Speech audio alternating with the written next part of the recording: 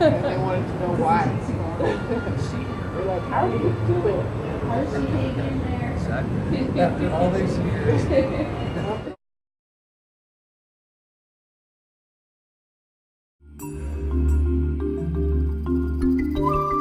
Feeling incompetent, feeling like I don't understand something about my job.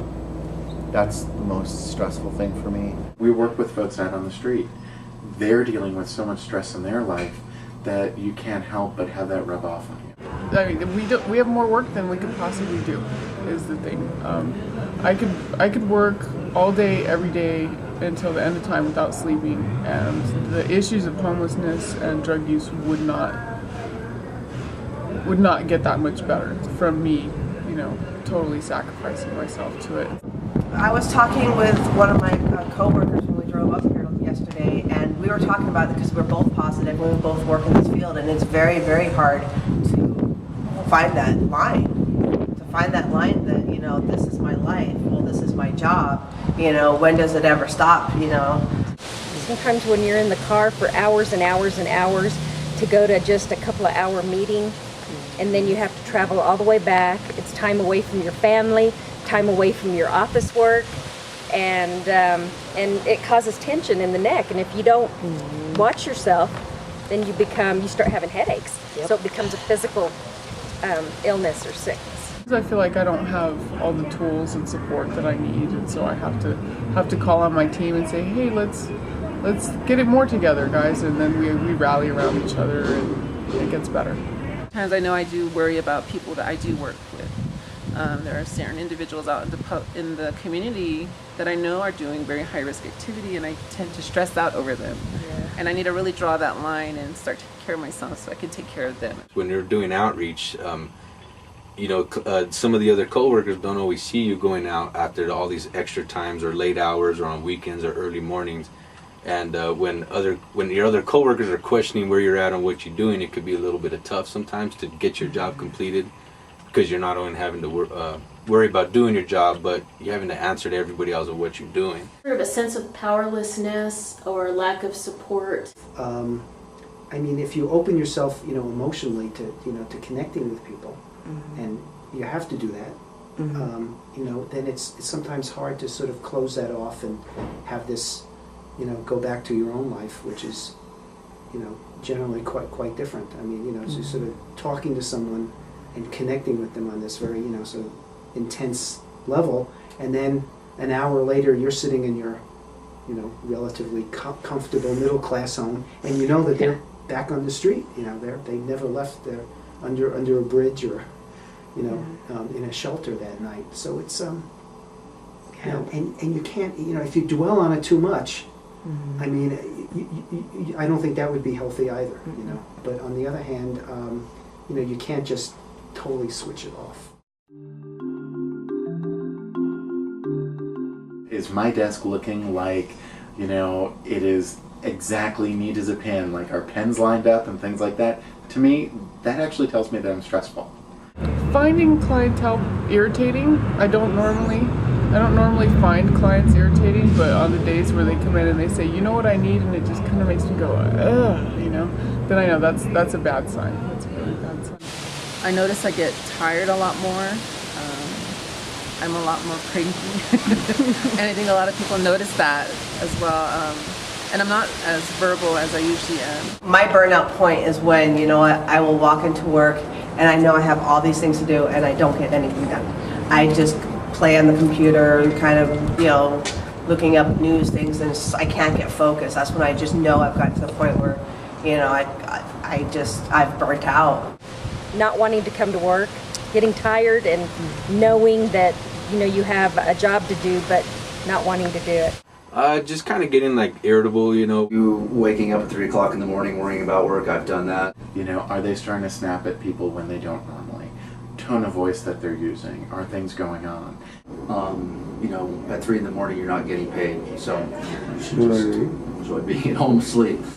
A lot of them go back to other old behaviors, like substance use. For me is when I start getting a little irritable. Sometimes I can get to not want to do anything. I just want to sleep. I call it my times when I have to go to bed and have a be in. Just gonna be in. That you sort of retain the information that you know about somebody on the street, and it starts to impact your wellness, and you worry about them, or you're worried about their well-being, or you start to get depressed yourself about some of the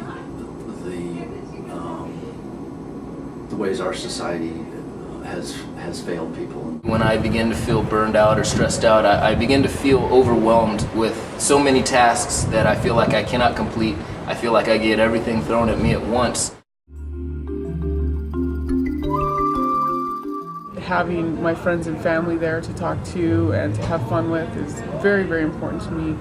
And having a support network at work, without them, my job would not be possible. I couldn't do it without them. I have a great support outside of work. My family knows that I'm out. The prevention work that I do, the population that I work with. So that really helps me out in doing my job, knowing that someone is behind me, especially family. And I wouldn't be able to do outreach if it wasn't for my wife supporting me and watching our kids or taking care of them, or my parents stepping up, and if my wife has to work late, my parents will help watching them or something. So yeah, you definitely need a support group all the way around. Important is to have a very diverse support network, or very, I always say, many legs on the stool. Not to rely on one person, a spouse or partner, not to rely on a friend, but to have many, many ways to get rid of stress, people to talk to. People both within the harm reduction field and outside of it. And then also to have your friends and your family where you can turn to them and talk to them. I think the reason for that is sometimes you want to talk with people about issues that have come up, that you need them to know and understand what those issues are. Like when a participant has passed away, or has overdosed, or just other difficult things going on. You want someone who understands what's happening, and you don't have to go through the background and explain, this is what's going on, and this is why I became close to the person, or this is why I'm having the feelings I'm having.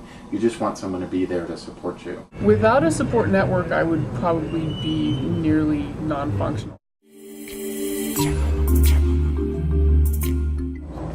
Sometimes I'll shut my door for a few minutes, just get a little downtime. The way that I would deal with that, or I have dealt with it in the past, is to write down everything that I need to get done and then prioritize as to see which deadline is first, which one I need to get done first, and then go down the list that way. Just kind of being aware of those emotions, not trying to shove them down too much, helps a lot for me, and letting people know how I'm doing. I try to go outside and get fresh air as much as I possibly can, just to see things, The reason I like swimming so much is because nobody talks to you during it. You're really not interacting with other folks. And for me, that's a great way for de-stressing, is I'm just sort of in my mind, I'm able to play out everything, have those self-conversations. I don't have to sit there and go, what's happening, what's going on. The sound from in the pool of being underwater in and of itself to me is relaxing, and the physical activity is relaxing. And by the time I'm usually done with my swim, usually I'm kind of going, okay. And if something's bothering me, I usually try to give it over to God and then try to forget about it.